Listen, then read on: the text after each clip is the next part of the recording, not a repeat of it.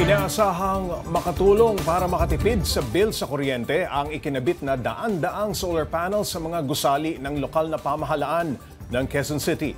Layon daw nitong maging energy efficient ang syudad. Para bigyan ng mukha ang balita, Mobile Journal Francis Orsio.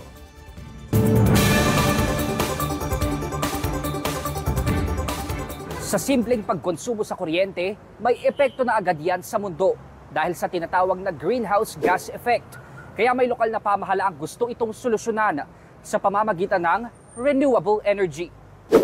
Daan-daang solar panels ang ikinabit ng Quezon City LGU sa kanilang mga gusali. Bahagi ito ng kanilang advokasya para maging energy efficient. We recently energized 600 solar panels that are installed in the main building of the City Hall, the Legislative Building, and the Treasury Building.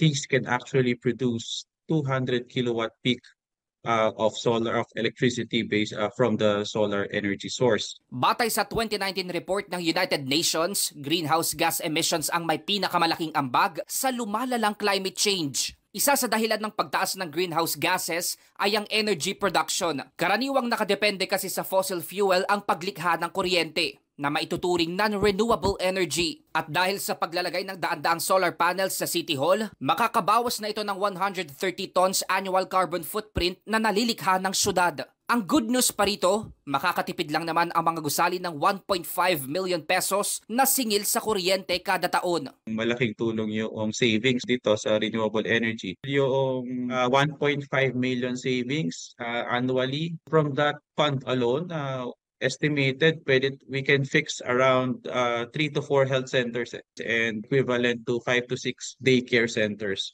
3 pampublikong ospital pa sa lungsod ang nakatakdang makikinabang ngayong taon sa solar energy, kabilang ang Quezon City General Hospital, Novaliches District Hospital at Rosario Maclang Bautista General Hospital, pati na rin ang Barangay Kaunlaran Hall sa syudad. At sa mga susunod pang taon, inaasahang magiging energy efficient na rin ang mahigit 30 Quezon City-owned buildings. Kapag natapos daw ito, aabot sa 3,600 kilowatt peak ng kuryente ang malilikha at 52 million pesos ang matitipid sa kuryente kada taon.